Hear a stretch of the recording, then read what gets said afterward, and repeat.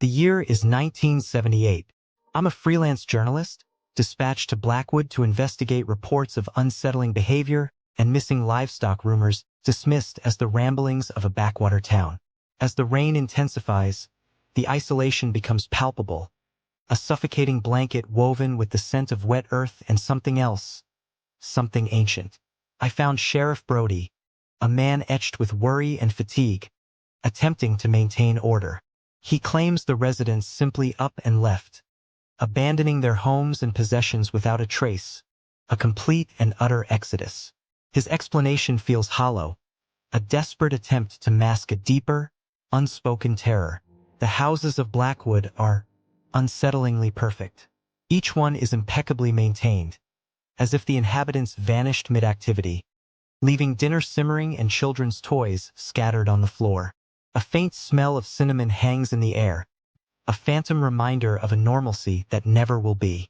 I spent the night in the Blackwood Inn, a grand, decaying structure.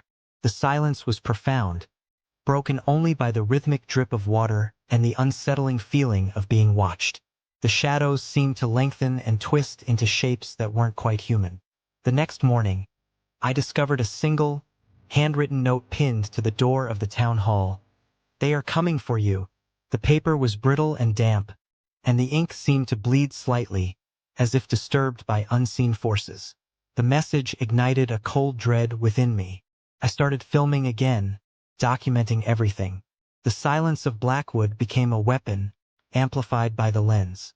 I noticed patterns, a slight discoloration on the trees, a subtle shifting of the wind, a feeling of intense pressure building in my chest. On the third day, I found a clearing in the woods. In the center stood a massive, ancient oak, its branches twisted and gnarled like skeletal arms. Etched into its bark were symbols that I recognized from a forgotten corner of a medieval text. These weren't just markings. They were wards, desperately trying to contain something vast and terrible. That's when the sound started. Not the wind, not the rain, but a low, guttural chanting, seemingly originating from within the oak itself. The camera began to malfunction, the image warping and distorting, a visual representation of the encroaching madness. I tried to leave, but the road was gone. The entire village, every single building, every person, it had vanished, swallowed by an unseen force. Only the clearing remained, and the oak tree, pulsing with an unnatural light. Suddenly, I saw them, figures emerging from the shadows, clad in dark clothing, their faces obscured by hoods. They weren't human. Their movements were jerky, unnatural, and their eyes reflected only the pulsating light of the oak. I screamed, but my voice was lost in the chanting.